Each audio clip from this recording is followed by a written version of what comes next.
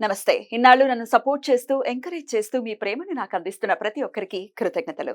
అలాగే ఈ వీడియో కూడా ఖచ్చితంగా మీకు ఉపయోగపడుతుంది. లైక్, షేర్ అండ్ సబ్స్క్రైబ్ చేసి మీ సపోర్ట్‌ని నాకు అందించండి. అలాగే ఈ వీడియో పట్ల మీకున్న అభిప్రాయాన్ని కామెంట్ సెక్షన్‌లో కామెంట్ చేసి తెలియజేయండి. ఇప్పుడు వీడియోని చూద్దాం.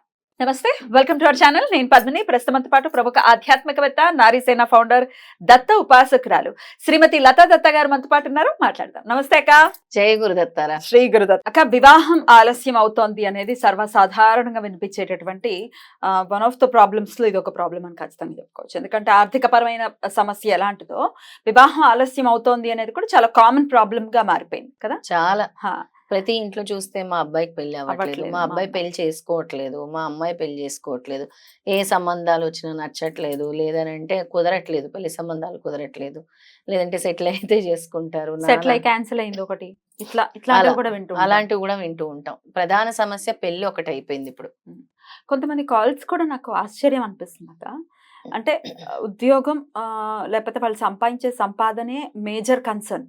అసలు అబ్బాయి క్యారెక్టర్ కానీ, లేకపోతే అమ్మాయి క్యారెక్టర్ కానీ, లేకపోతే వాళ్ళ ఇంట్లో వాళ్ళు ఎలా ఉన్నారు, ఏంటి, ఎట్లాంటి ఎంక్వైరీస్ అవసరం లేకుండా పర్లేదండి, చేసేయండి చేసేయండి చేసేయండి చేసేయండి చేసేయండి అంత కంగారు పడిపోతూ ఉంటే డబ్బు వస్తుంది రాక అంతుందా? కష్టపడితే డబ్బు ఖచ్చితంగా వస్తుంది, కానీ ఈ క్యారెక్టర్ ఎక్కడి నుంచి వస్తుంది? రాదు కదా.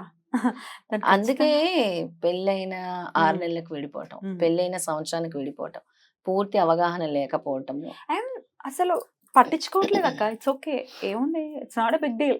సెట్ అయితే ఉంటాం, సెట్ కాకపోతే వదిలేస్తాం అనుకోవటం అసలు ఎట్లాంటి థాట్ ప్రాసెస్ మంచిది కాదు కదా. సో అటు 7 తరాలు ఇటు 7 తరాలు చూసి పెళ్లిళ్ళు చేసేవాళ్ళు. ఇప్పుడు మన అమ్మ వాళ్ళది తీసుకో పద్మిని, వాళ్ళకి ఎంత పీస్ అండ్ హార్మోనీ ఉంటుంది లైఫ్ లో. అంటే ఏదైనా గానీ ఎంత కష్టం వచ్చినా ఆ సఖ్యత మాత్రం కోల్పోకుండా, అంటే అప్పుడు అసలు ముఖాలు కూడా చూసేవాళ్ళు కాదు కొంతమంది. అంటే నిజంగా చెప్పాలంటే ఇప్పుడు తరంలో ఎవరు యాక్సెప్ట్ చేయరు. అలా వద్దు కూడా, నా భర్త ఈవిడ నా భార్య అనుకొని ప్రిపేర్ అయిపోయి వాళ్ళు కొన్ని జంటలు చూస్తే 90 years వరకు కూడా వాళ్ళ లవ్ గాని హార్మోనీ గాని అలాగే ఉంటది. అండర్స్టాండింగ్, ఆ కేరింగ్ చూస్తే ఎంత ముచ్చటేస్తుంది అంటే, మో ఆయన నేను లేకపోతే భోజనం చేయరు, అయ్యో ఇప్పుడు ఆవిడకి ఎలాగా అసలు కొంతమంది అయితే ఎక్కడ మా ఆవిడ ఎక్కడుందని ఎదుక్కుంటూ ఉంటారు. చాలా క్యూట్ గా, అంటే ఆ కేరింగ్ అనేది ఇప్పుడు కనబడట్లేదు అసలు. ఇప్పుడు ఈ ఈ జనరేషన్ లో ప్రథమంగా చెప్పాలంటే ఆ కేరింగ్ అని అస్సలు లేదు అసలు. ఏంటో మరి థాట్ ప్రాసెస్, అంటే పేరెంట్స్ లోనే నేను అబ్జర్వ్ చేశాను. అసలు ఈ థాట్ ప్రాసెస్ ఏంటో, అంటే ఉద్యోగం ఉంటే చాలు, లేకపోతే ఇంత సంపాదిస్తే చాలు అనుకోవటం ఎంతవరకు కరెక్టో అనేది ఇంకా వాళ్ళకే వదిలేయాలి. ఎందుకంటే వాళ్ళ పర్స్పెక్టివ్ వేరే ఉండొచ్చు, మనకు తెలియదు. బట్ దాని ఆశ్చర్యానికి గురి చేస్తుంది.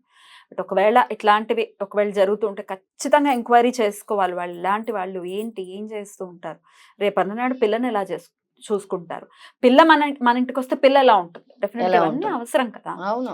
సరే, వాట్ ఎవర్ ఇట్ ఈస్, పెళ్లి మాత్రం లేట్ అవుతోంది. మరి పెళ్లి త్వరగా అవ్వటం కోసం రకరకాల రెమెడీస్ చేస్తున్నాం, పని చేయట్లేదు, ఏం చేయాలో తెలియట్లేదు అనుకునే వాళ్ళకి మీ ఆన్సర్? ఇప్పుడు వచ్చే వసంత నవరాత్రుల్లో చాలా ముఖ్యమైన రోజు 11వ తారీఖు, ఏప్రిల్ 11వ తారీఖు. ఆ రోజు గౌరీదేవి కూడా ఈశ్వరుని పెళ్లి చేసుకోవటం కోసము తను కూడా ఆ వ్రతాన్ని ఆచరించింది. ఆ రోజు శివుడి కోసము, అంటే నాకు ఈశ్వరుడే మళ్ళీ నాకు పతిగా రావాలి అని చెప్పి తను కూడా ఆ ధ్యానం కానీ ఆ వ్రతం, గౌరీదేవి వ్రతం చేసింది అనమాట. ఆ రోజు చాలా ముఖ్యమైన రోజు. అమ్మాయిలు గాని అబ్బాయిలు గాని, అంటే పెళ్లి కావాల్సిన వాళ్ళు తప్పకుండా ఆ రోజు వినియోగించుకోవాలి. ఏప్రిల్ 11వ తారీఖు ఈశ్వరాలయాలకు వెళ్ళాలి. అమ్మవారు, ఆ శివుడు పార్వతి ఉండే ఆలయాలకి కూడా వెళ్తే చాలా మంచిది. వెళ్ళి అక్కడ రావి చెట్టు ఉంటుంది కదా పద్మిని, ఆ రావి చెట్టుకి ఎర్ర దారపు ఉండ దొరుకుతుంది మనకి ఈ పూజా సామాగ్రి స్టోర్లో. ఆ ఎర్ర దారం తీసుకెళ్ళి మీ సంకల్పం చెప్పుకుంటూ 9 సార్లు ఆ రావి చెట్టుకి, అంటే నేను ఏదైతే మంత్రం, అబ్బాయిలకో మంత్రం ఉంటుందో అమ్మాయిలకో మంత్రం ఉంటుంది, వేరు మంత్రాలు ఉంటాయి. అంటే అబ్బాయిలేమో నాకు సరైన భార్య రావాలి, పత్ని రావాలి అని. ఎప్పుడైనా ఎలాంటి ఆ అబ్బాయి ఎలాంటి భార్య రావాలని కోరుకుంటాడు, నన్ను అర్థం చేసుకోగలగాలి, సంసారాన్ని నడిపించగలగాలి, అనుకూలంగా ఉండాలి అని అనుకుంటారు ఖచ్చితంగా.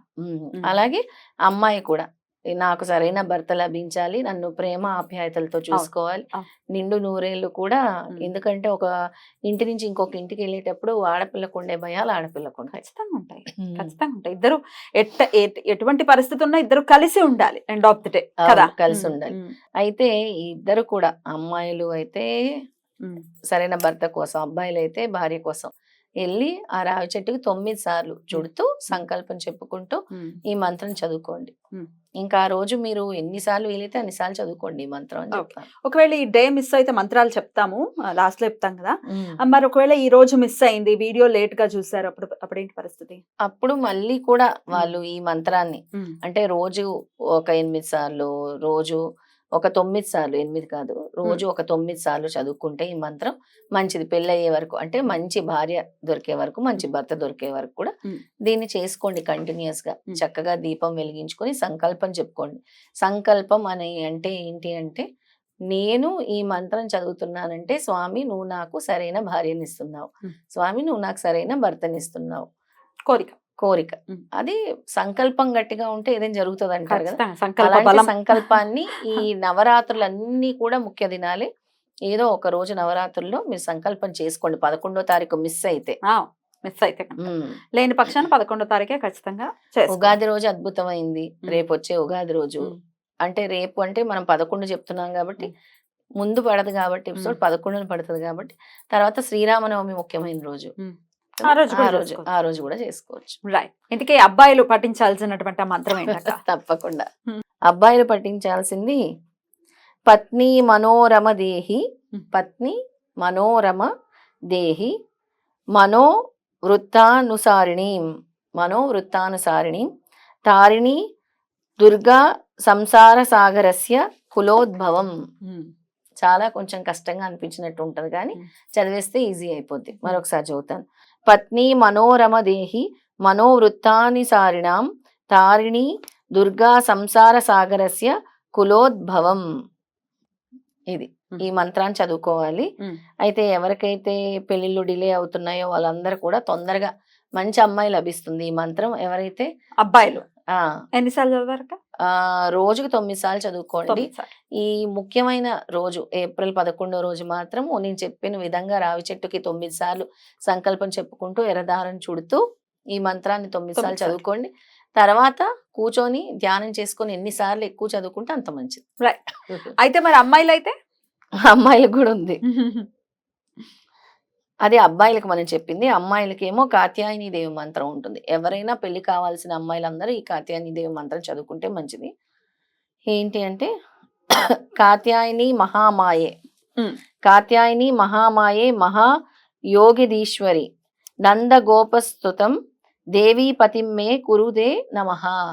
అక్కడేమో పత్నిని అడుగుతున్నారు కానీ ఈశ్వరుడు తలుచుకుంటే ఎంతసేపు ఖచ్చితంగా వెంటనే అయిపోతుంది. ఈ ఏప్రిల్ 11 గురువారం కూడా కలిసి వస్తుంది పద్మిని. గురువారము తృతీయ వస్తుంది. ఇంకా పసుపు తీసుకెళ్లి దానం ఇవ్వండి. అబ్బాయిలు గాని అమ్మాయిలు గాని ఏదైతే మీరు ఆలయానికి వెళ్తున్నారో అక్కడ పసుపు దానంగా ఇవ్వండి. గురుబలం కూడా కలుగుతుంది. బ్యూటిఫుల్. చాలా అద్భుతంగా వివరించారు. థ్యాంక్ యూ సో మచ్ అక్క. నమస్తే. నమస్తే. జయ గురుదత్త. శ్రీ గురుదత్త.